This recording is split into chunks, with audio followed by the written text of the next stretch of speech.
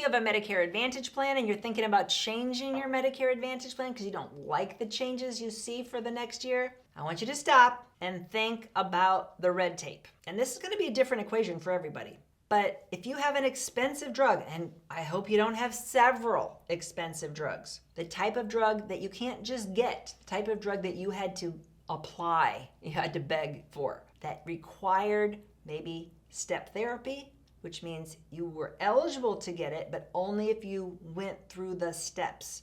That your drug insurance company required you try this generic, and if that didn't work, you had to try the little bit more expensive generic, and if that didn't work, and then and only then would they approve, would they authorize for you to get this expensive generic. That's step therapy. So you might have had to go through that. You might have only had to go through a prior authorization period where your doctor had to go back and forth with them, the paperwork, the delays, saying, hey, Sylvia really needs this expensive drug. And the insurance company goes, we really don't think Sylvia needs an expensive drug.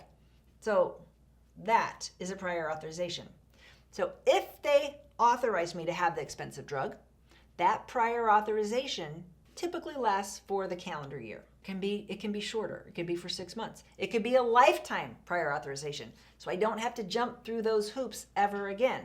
So that's where I'm saying, do I really want to switch plans? And then I have to go back and start this process over with my new insurance company.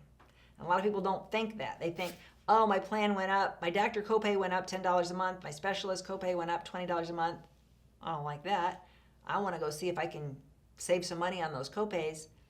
And they're not thinking about this behind the scenes red tape of moving to a different insurance company. And it's really hard for me to talk about this with any specificity because all the different drugs come with all different hurdles, barriers, and all the insurance companies do that slightly differently. But I can talk to a wide audience nationally and say, if it's an expensive drug, nobody wants to cover it. They all want to put barriers to you getting it.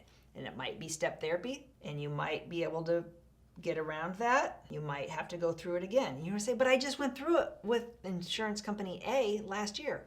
Why do I have to go through it again with insurance company B? Because they don't want to pay for it. Why do I need this prior authorization to prove that I really need this? Because they don't want to pay for it. Because they're hoping with these delays, with this red tape, that you might go, okay, forget it. I'll just take the cheap one. I don't need Eliquis. I'll take Coumadin or warfarin, which is, I don't know, I think warfarin might even be like 50 cents, like super cheap versus $500 a month. They're hoping that you'll do that math and you're like, just forget it, I'll just take the cheap one. So if you don't want to take the cheap one, and you also don't want to have to go through this whole process again, then you need to look and see how much your plan is changing for the next year and weigh the convenience of staying where you are with all the work that goes in to moving to a new plan. So if you want to, hands down, you need to move to a new plan, we'll be happy to help you with that. Book a free appointment.